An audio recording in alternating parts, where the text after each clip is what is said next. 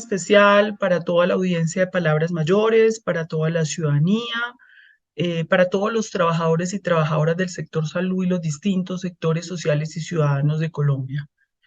Utilizo este espacio porque veo pertinente responder una carta que han enviado al país un grupo de 20 exministros de salud y viceministros, varios de ellos que corresponden a la última etapa de la gobernanza del sistema de salud, podríamos decir los últimos 15 años, haciendo unas críticas y haciendo una oposición a la reforma a la salud.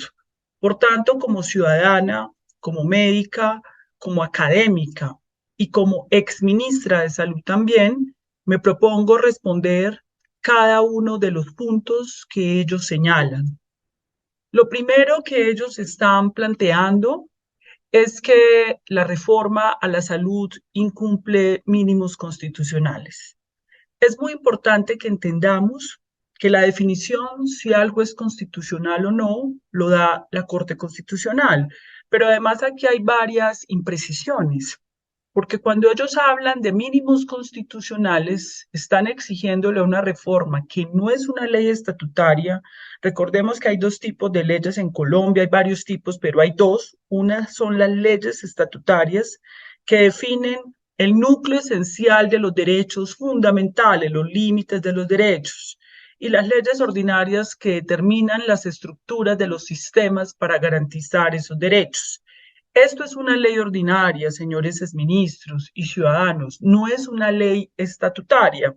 Entonces, pedirle una ley ordinaria que modifique el núcleo esencial, el derecho, pues yo creo que connota un gran desconocimiento sobre el carácter de las leyes.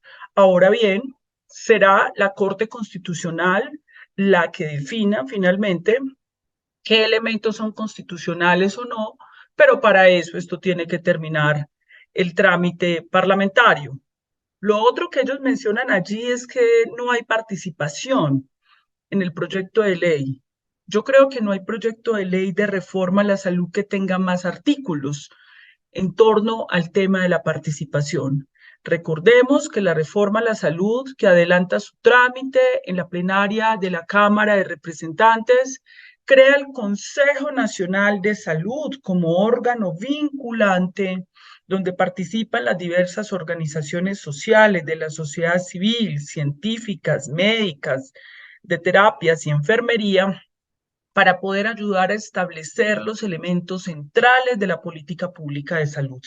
Eso no existe hoy dentro del sistema que ustedes han gobernado, que los exministros han gobernado. Pero además establece los consejos territoriales de salud para que con la misma conformación de ese Consejo Nacional haya unos consejos territoriales que ejerzan el control social y la participación ciudadana para que se den los destinos del sistema de salud. En ninguno de los gobiernos de los exministros que están firmando esta carta se presentaron tales garantías para la ciudadanía en las políticas públicas. El segundo elemento que ellos plantean es que se dificulta el acceso a los servicios y no atiende la calidad. Entonces dicen que si se aprueba la reforma a la salud como está, múltiples agentes estatales asumirán funciones actuales de las EPS. A ver, entonces volvamos a lo mismo. En la reforma a la salud, las EPS que funcionan se transforman en gestoras de salud y vida con 24 funciones. La única función que no van a tener es el manejo de los recursos porque no los han manejado bien. Señores exministros, ustedes entregaron un sistema de salud con una deuda acumulada superior a 23 billones de pesos de las EPS a clínicas y hospitales. Eso es lo que ustedes le entregaron al país. Pero además, estas EPS tampoco asumieron la gestión del riesgo financiero y ese tema ahorita lo voy a explicar. No es cierto tampoco que se va a dificultar la atención de los servicios. Expliquémosle bien a los ciudadanos, las EPS no atienden pacientes. Quienes atienden a los pacientes son las clínicas y los hospitales. Luego, lo que ustedes están planteando ahí no tiene ninguna relación.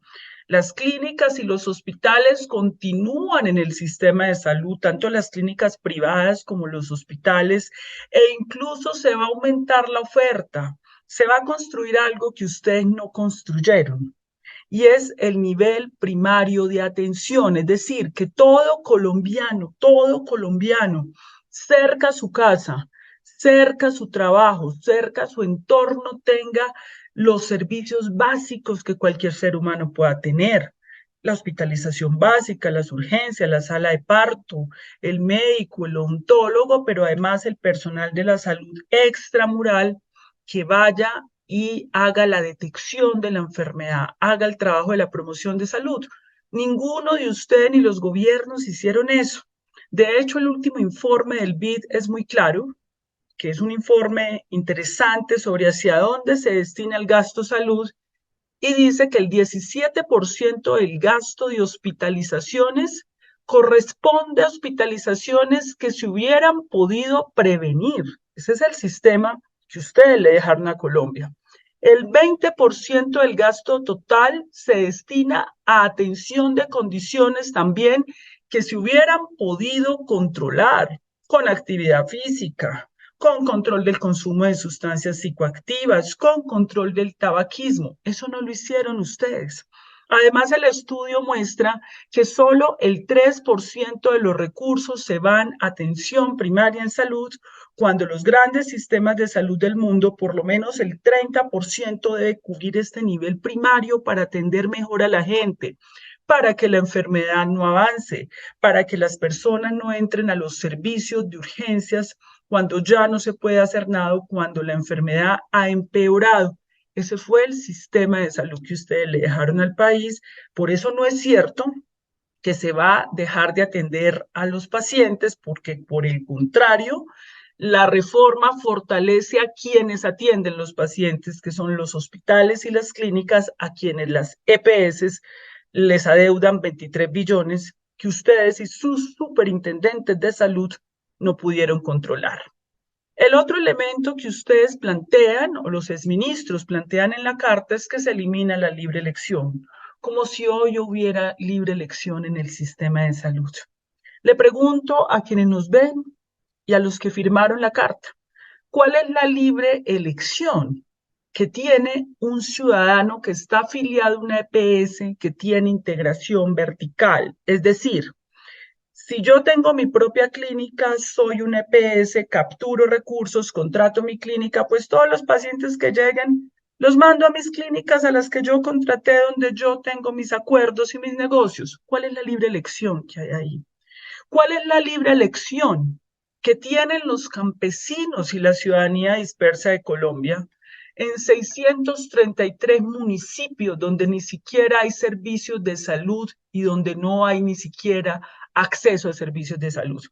¿Cuál es la libre elección que tuvieron las madres y las bebés y los bebés víctimas de mortalidad materno-perinatal, siendo uno de los índices más altos de Colombia entre los países de la OCDE, que se encuentran además en estas zonas donde el sistema de salud que los exministros gobernaron no llevó servicios de salud? ¿Cuál es la libre elección que tiene hoy un ciudadano que está afiliado a una EPS que está quebrada, porque ustedes nunca las controlaron ni exigieron a estas organizaciones que cumplieran los mínimos estándares para el manejo de los recursos públicos de la salud, y que además tiene que estar el paciente, el ciudadano afiliado ahí, porque las otras EPS no reciben esos ciudadanos, porque se da el efecto dominó que inició con ustedes, porque iniciaron 157 EPS y hay menos de 30? En los gobiernos de ustedes liquidaron las mayorías. Dígame cuál es la libre elección que hay en el sistema de hoy.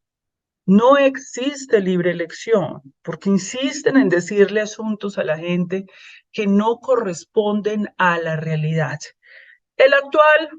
La propuesta de reforma a la salud sí tiene libre elección, porque el ciudadano puede elegir cerca a su casa o cerca a su trabajo el centro de atención primaria en salud, que no es ese puesto de salud de barrio que muchos de los exministros muestran de manera peyorativa para poder generar desprestigio, negativismo y pánico sobre la reforma a la salud, sino centros bien dotados donde inclusive pueden haber atención de especialidades médicas.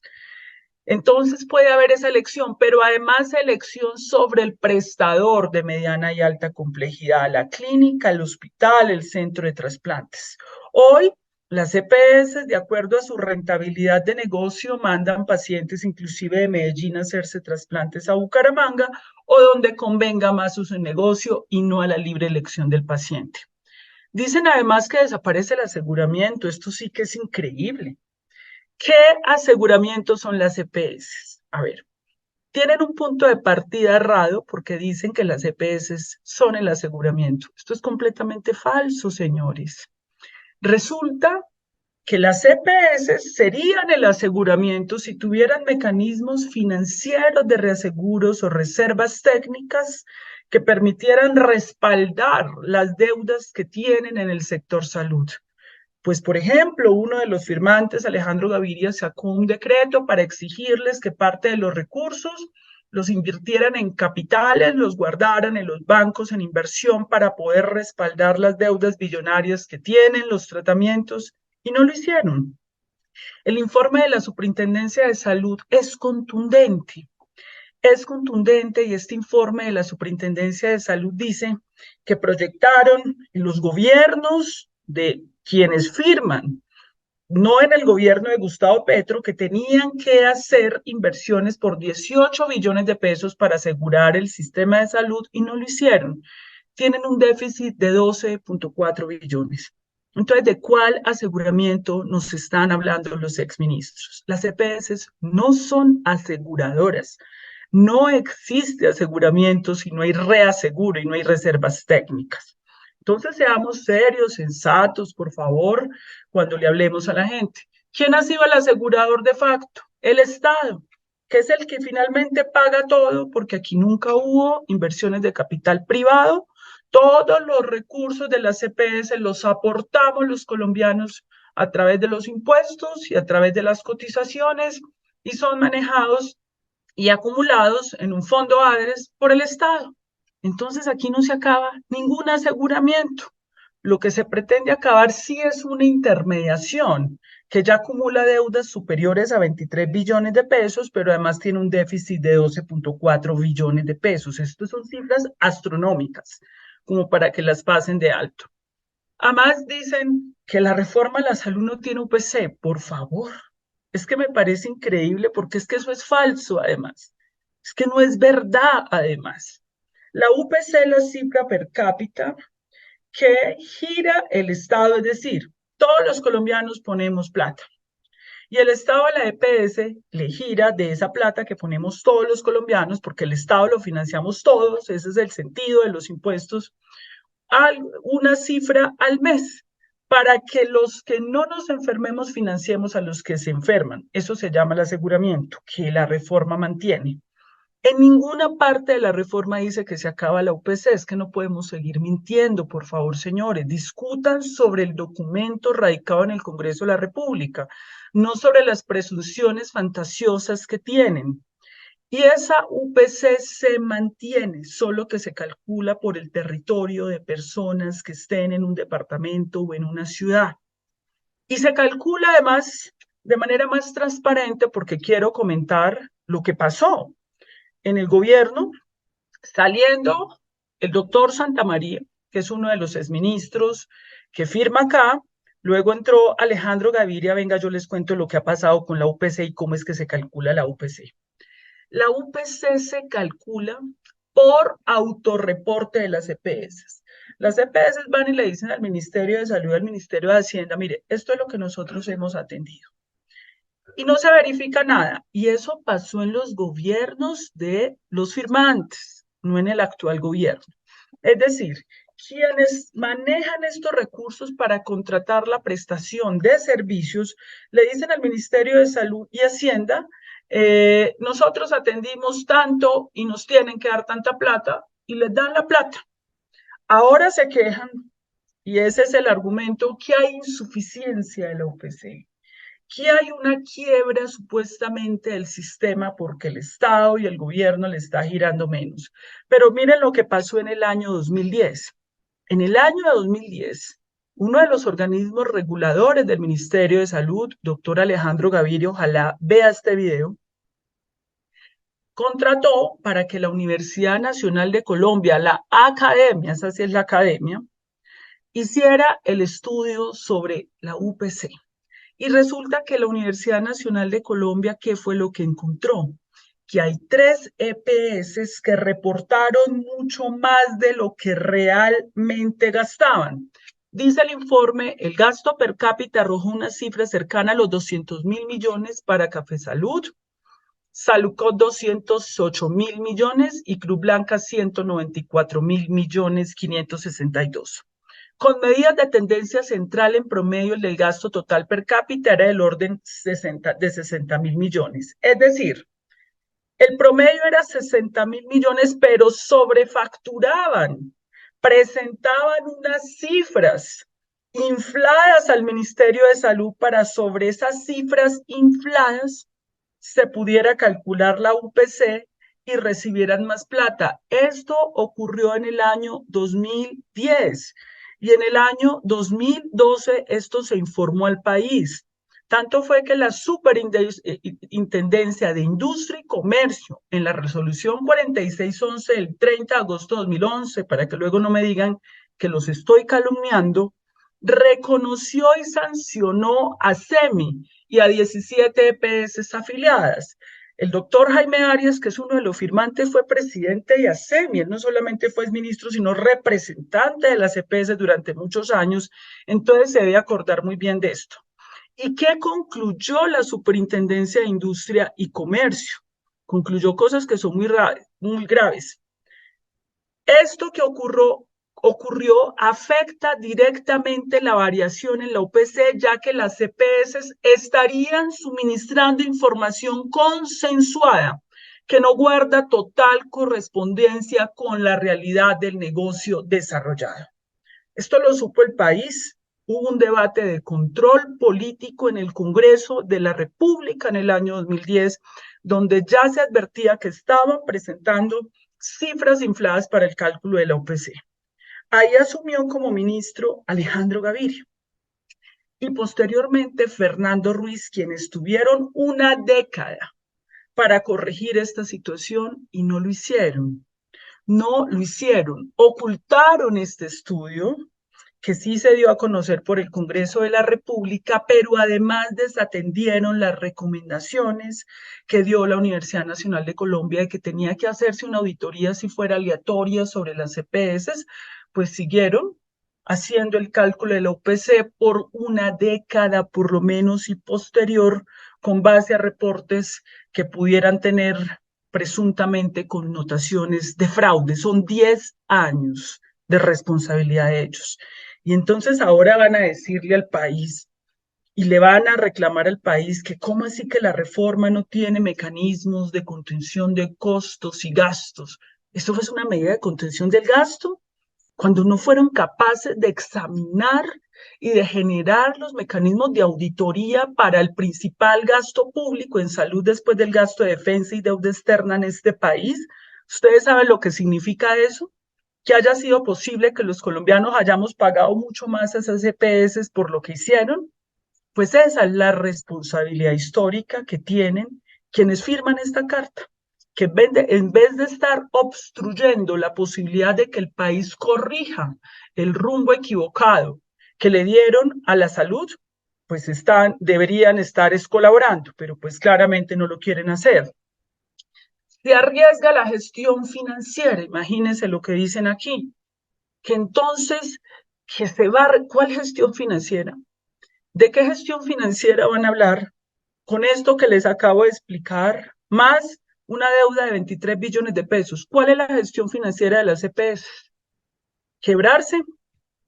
Y aparte de eso, la superintendencia ha dicho, de 24 evaluadas, solamente 4 cumplen con reservas técnicas. ¿Cuál es la gestión del riesgo financiero que están defendiendo? Eso no es defendible. La gestión de riesgo financiero y lo cumple el Estado es el que finalmente está cargando sin sistemas de información y a ciegas toda esta opacidad y turbidez apalancada por sus gobiernos y por los señores que suscriben la carta. ¿Por qué no nos permiten superar la opacidad y la turbidez? Lo mínimo que le estamos pidiendo es que si no van a ayudar, le permitan al país ver la luz y la transparencia sobre recursos públicos que son sagrados y que deben servir para el cuidado de la vida de los colombianos. Pero además dice, es que además el otro punto, imagínense, que con la reforma se presenta más riesgo de corrupción. Hágame el favor. En todo el tiempo que ellos gobernaron, no se construyó un sistema público de información.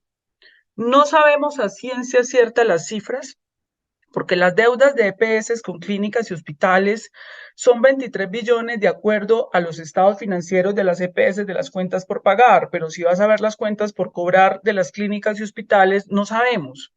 En cuanto a la UPC, que es lo que gira el Estado anualmente por cada ciudadano, no sabemos. Es opaco y turbio. ¿Y nos van a hablar de corrupción? Cuando no se construyó, es que ellos gobernaron el sistema de salud 3 décadas, un sistema de información con las tecnologías de la información. ¿Será que no era posible? ¿Por qué en el sector financiero sí puede haber un sistema de información donde cualquier transacción que haga cualquier ciudadano inmediatamente se sabe, pero resulta que nunca en 30 años pudieron hacer un sistema de información para la salud en Colombia? Y una reforma a la salud que está proponiendo que haya un sistema de información para que en tiempo real y en línea todos los colombianos a la luz del día y no en las alcantarillas y en la opacidad como ha funcionado, veamos cómo se gira cada peso de la salud, entonces nos dicen los exministros que estamos promoviendo la corrupción. Por favor. Y el otro punto es que dice que los trabajadores de la salud queden en riesgo con la reforma a la salud. Hoy, y durante todas estas décadas, más del 70% de los trabajadores de la salud estamos precarizados. Nunca controlaron el pago de las EPS a las clínicas y hospitales e hizo carrera en Colombia que a un médico le pagaran o no le pagaran cada 4 meses, cada 5 meses. Eso lo permitieron ellos. Nunca se interesaron porque a los trabajadores los formalizaran ni en lo público ni en lo privado. La reforma tiene un capítulo de formalización y dignificación y entonces en la carta dicen que la reforma pone en riesgo. Es que realmente yo leí esta carta y yo dije, ve, qué bueno, esto es una autocrítica porque yo leí los puntos, yo ve, qué bueno, están haciendo una autocrítica de lo que no hicieron, porque no había alcanzado a leer el encabezado. Cuando leo el encabezado, me entero que es que era una crítica a la reforma, porque pues todo lo que ellos describen acá es lo que ellos no hicieron y lo que está pasando hoy en el sistema de salud sin la reforma. Pero aparte de eso, escuchen pues el último punto, que la reforma carece de aval fiscal para su sostenibilidad. A ver, cuando la reforma se radicó, y esto lo sabe muy bien Alejandro Gaviria, que estuvo el día de la radicación, se radicó con el anexo 3 de estudio económico dirigido con Luis Jorge Garay. ¿Por qué no son honestos?